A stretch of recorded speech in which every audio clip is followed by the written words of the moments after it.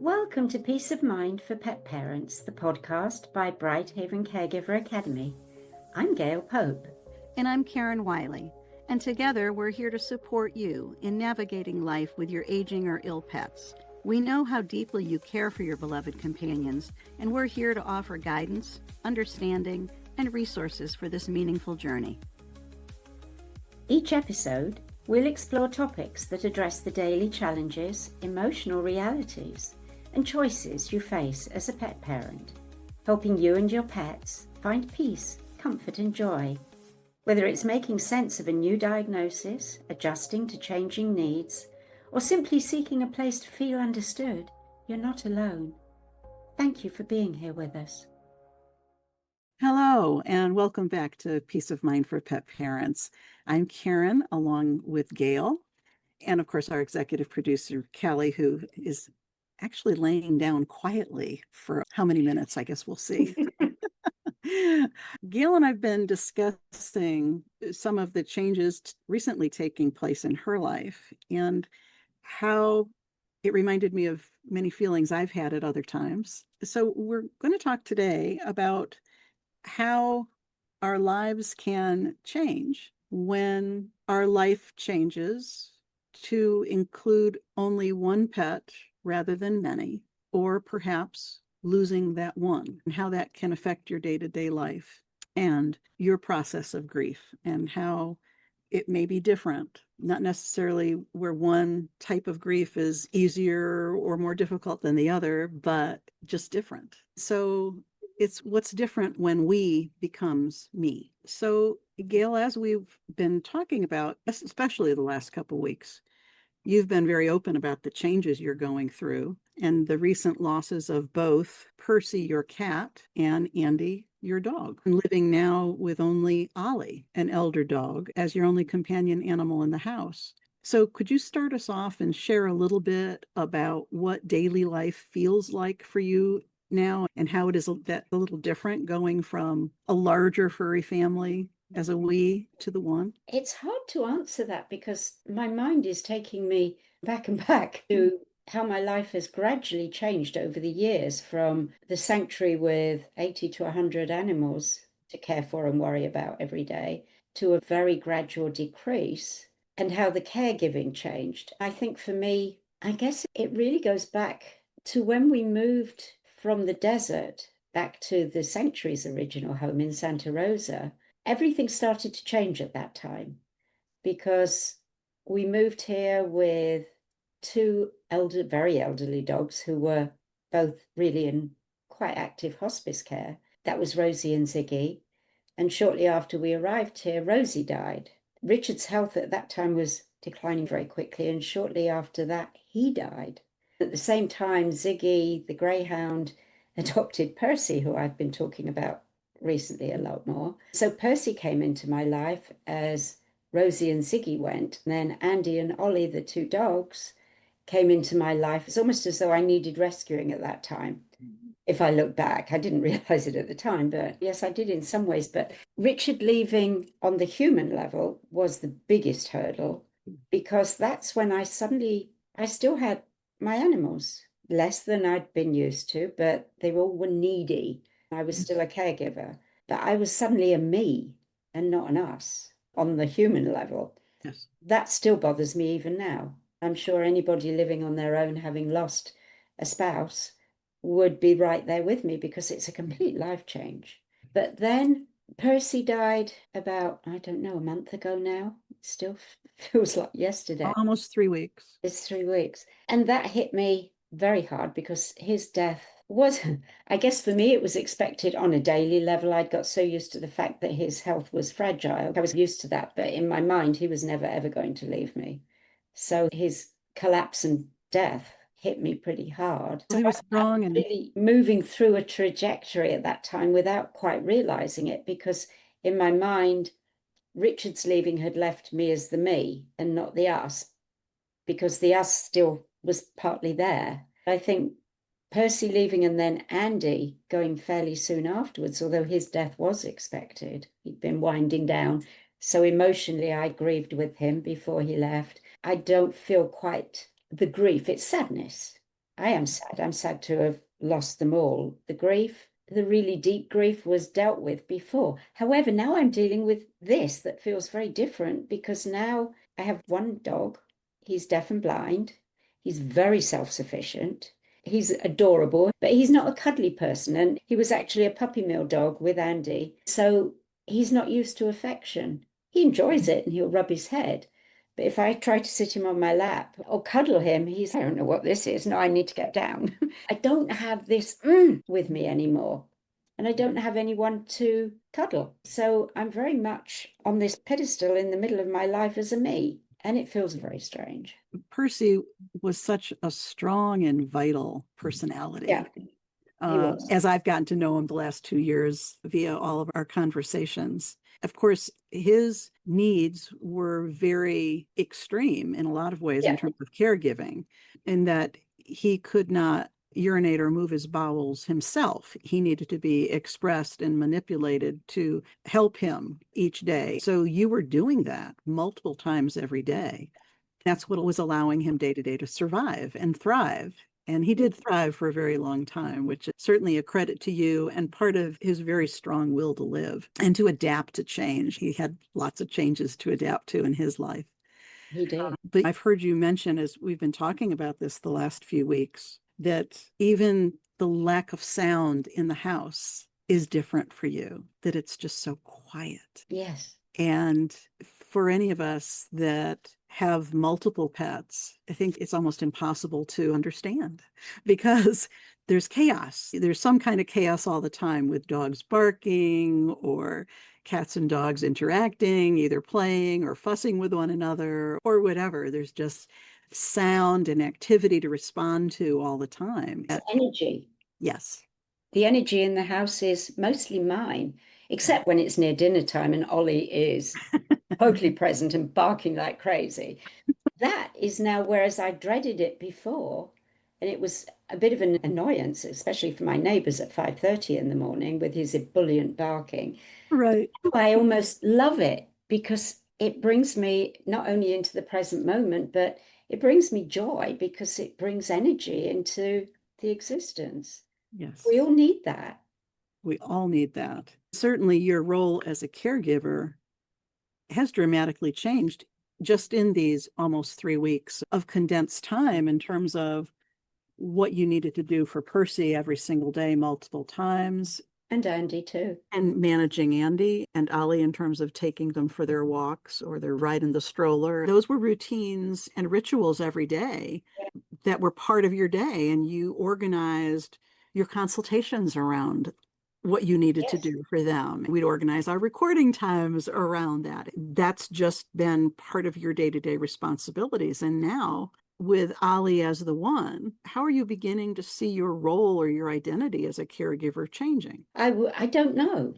In all honesty, I feel like I'm in no man's land at the moment. A part of me might be called an elderly caregiver. So I'm also at a point in my life, which I know many of our people are, where I am past retirement age. The first thing everybody says to me, you're getting more cats, aren't you? And you're going to have another dog. At the moment, I'm wrestling with what I'm going to do. I don't think I can be without feline energy for very long. It's just a part of my existence. I think I am a cat. However, I'm very aware that caregiving, which interestingly enough, I understand that. And the role of caregiver is one we have to think about very carefully before we adopt a being on 2 or 4 legs. Or Yes. I tend to think that we shouldn't adopt them anyway, because they generally will adopt us if we just. That's right. They will appear in our lives at some point, or in my case, in my yard.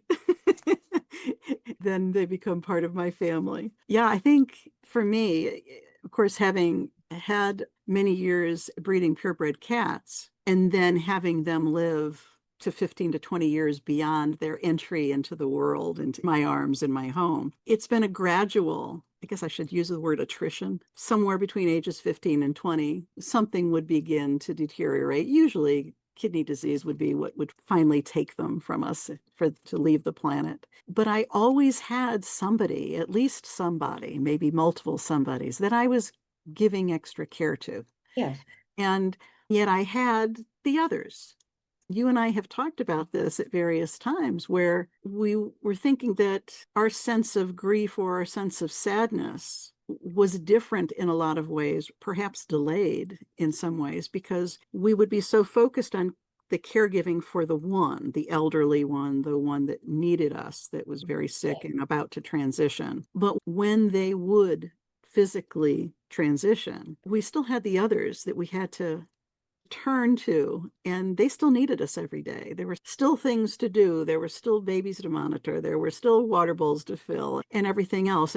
Grief was still being processed. Sadness was still there, but it wasn't just what we were experiencing because we still had daily tasks. In my case, I had businesses to manage. And anyway, so I guess what I'm trying to get at is when you are experiencing loss and grief, when you still have multiple pets, you still have a role as a caregiver. You still have your role as a pet parent. But I have found over the 25 years or so since I bred my last litter of kittens, and my population of adults has gradually decreased over time, with new ones, of course, appearing in the yard that need my help. So they become part of the family too. But it's a much smaller family now.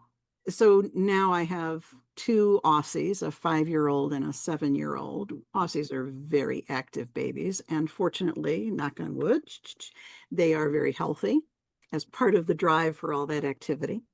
Then I have 4 cats at various ages, who everybody probably has seen at one point or another is 12.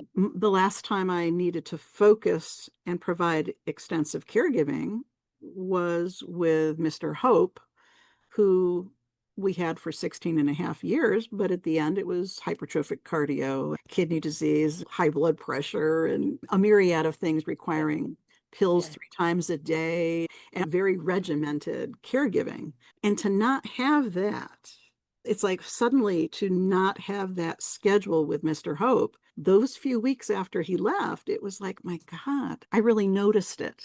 Because at the time I was focused on him, I didn't have anybody else that was sick.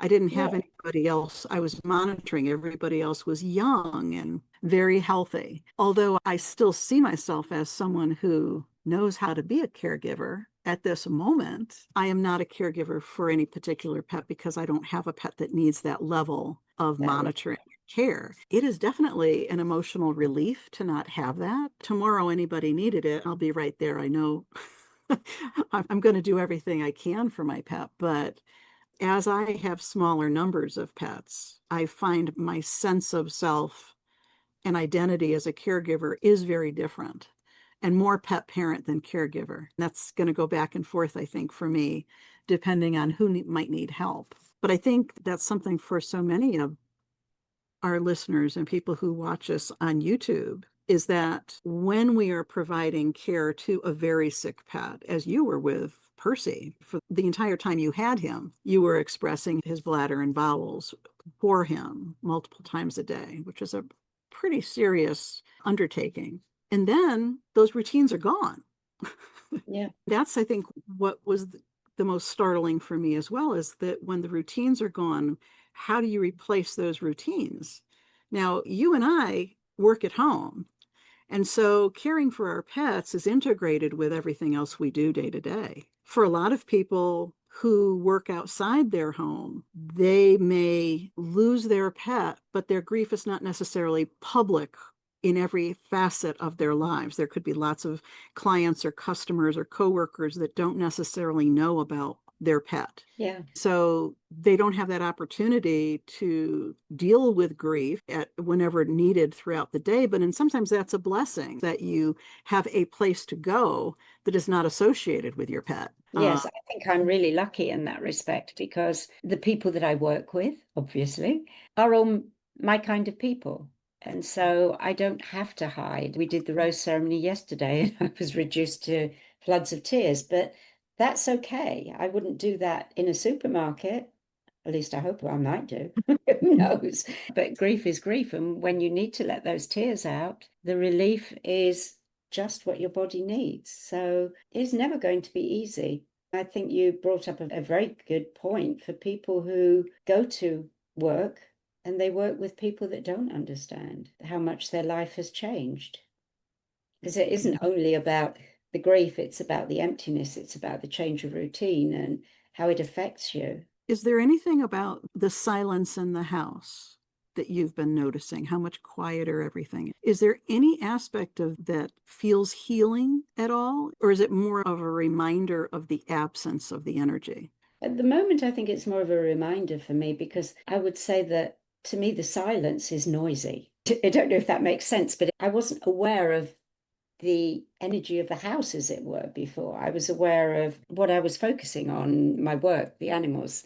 Now it's almost there's a deafening nothingness around me. Very strange, very strange. This may not be a question you've even come to or can answer, but how does grieving the loss of Percy and Andy affect how you're approaching care with Ollie? Are you experiencing anticipatory grief about the future loss of Ollie? No, he's 18. He has no sign of illness. However, that's a good question because, yes, it's made me think about it because he is an old guy, but he's happy. He's happy. He's full of energy. He loves his food. He lives for his food, I should say. I'm happy for him. And I'm very aware that anything could happen at any time. So, as a mother, I still have those little niggles that I pick him up and give him a kiss or put him down. And there's a fleeting, oh, I wonder this could happen. This could change at any time. So enjoy it while it's here. So I'm very aware of enjoying the time with him when we go out to walks. He enjoys his walk. And so I enjoy it with him and try to make sure I do stay in the moment with him rather than allow my mind to take me off at a tangent. Let Right. me be with him while we're walking. When he's sleeping and I don't have anything pressing that I have to work on, that's where I have a problem because, like all of us housewives, there is plenty to do. There's cupboards that need to clear out. There's this that's on the list that I know I've got to do. I can't do any of that. I just cannot bring myself to do anything other than what really is urgent to take care of the house on a weekly basis and do the laundry, all of those kind of everyday routine things. Absolutely, I do. But the jobs that I could be doing with the spare time that I have, I'm not ready for that. It's just, I imagine other people are the same. It would be an intrusion. I don't want to do it. Grieving is hard work.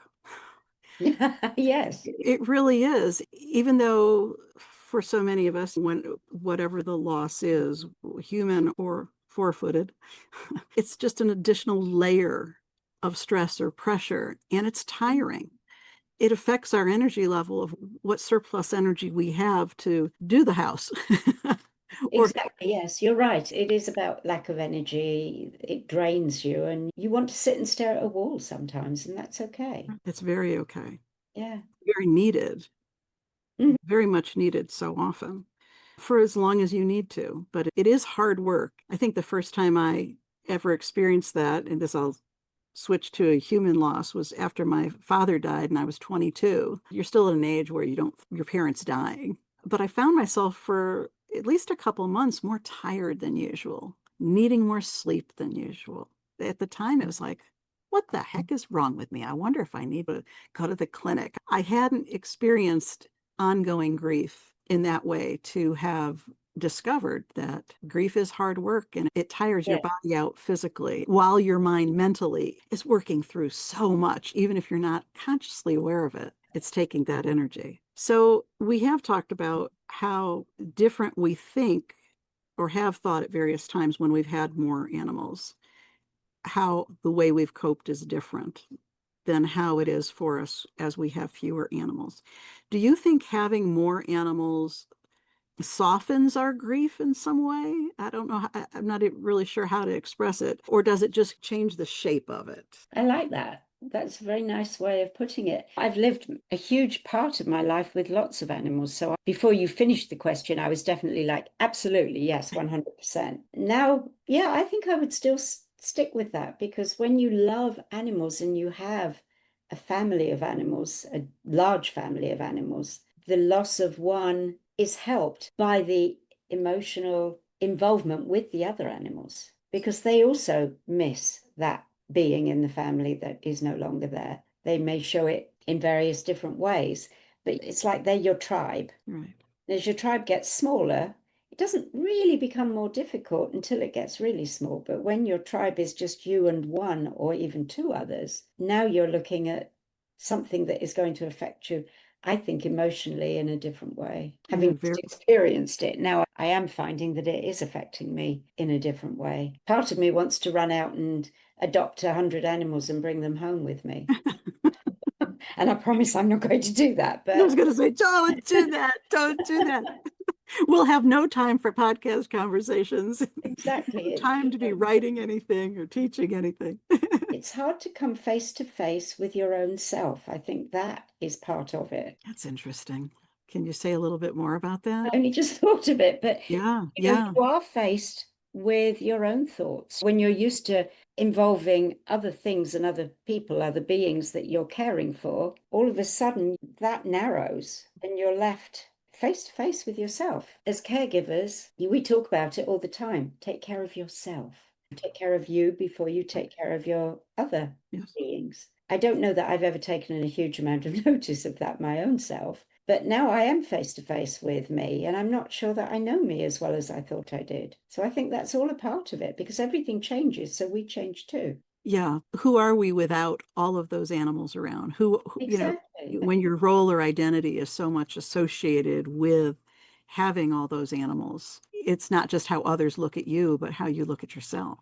Yeah. And it's not always easy to come face to face with your own self. No. We avoid that a lot. So I think it's very important to realize and to actually start to look inside, meditate a little more, and finding your own balance before you dash out and do something crazy or different. It's just recalibrating your balance in life. I think that's a really important thing to keep in mind.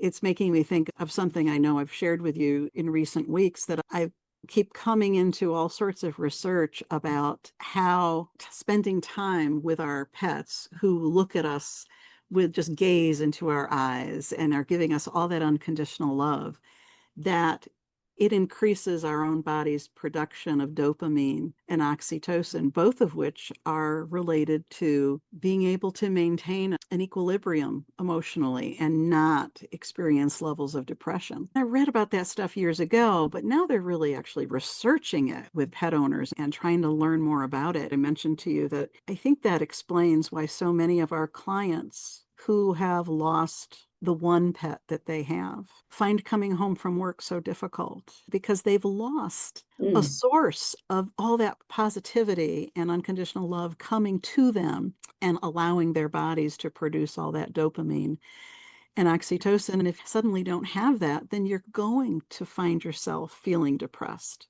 where it's a chemical depression. I think that's also an important factor for people when they're down to one or have lost the only pet, that there are reasons why they're feeling so sad. It's the loss of the pet, but it's also their body responding to the loss of the pet and that interaction that we're always able to count on with our beautiful babies. Yeah, makes total sense. In bringing this conversation to a close, with what you've been experiencing in recent weeks from the 2nd-year anniversary of losing Richard a couple weeks ago and Percy and Andy, where you are here just a couple of weeks later, do you have any advice for other people as they find themselves in similar situations? I guess the first thing that comes to mind is I always say, and I probably will be taking it to my grave with me, is baby steps. Just be kind to yourself, take baby steps through each hour of every day, and do your best with great love. That's my mantra that's developing because